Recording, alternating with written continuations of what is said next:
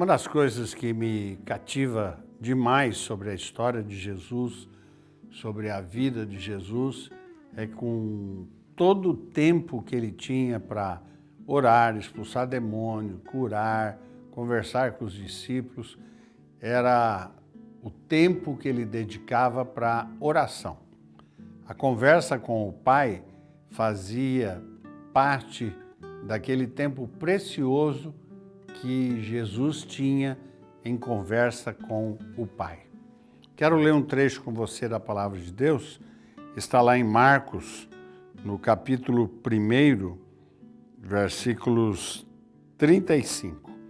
De madrugada, quando ainda estava escuro, Jesus levantou-se, saiu de casa e foi para um lugar deserto, onde ficou orando.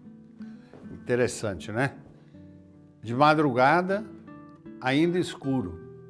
Eu poderia até fazer uma ideia sobre esse negócio de lugar escuro, de madrugada, como que fosse um lugar deserto, como se fosse um lugar perigoso, como que fosse um lugar em que não seria o normal Jesus se levantar, porque estava escuro, era um lugar que talvez fosse preocupante andar, logicamente, não como hoje, mas talvez naquela época não seria de bom alvitre. Ele não poderia estar orando em casa naquela hora, estava ali entre quatro paredes, entre as pessoas da sua família, seus discípulos, não. Ele se levanta, sai e vai orar, escuro e ainda bem de madrugada. A Bíblia fala que aqueles que me buscam de madrugada me acharão. Mas muito mais do que isso, o exemplo de Jesus mostra para mim e para você neste dia, através do Ministério Criativo, que a gente tem que ter essa intimidade com Deus, a gente deve procurar orar, ler a Bíblia, se aproximar dele.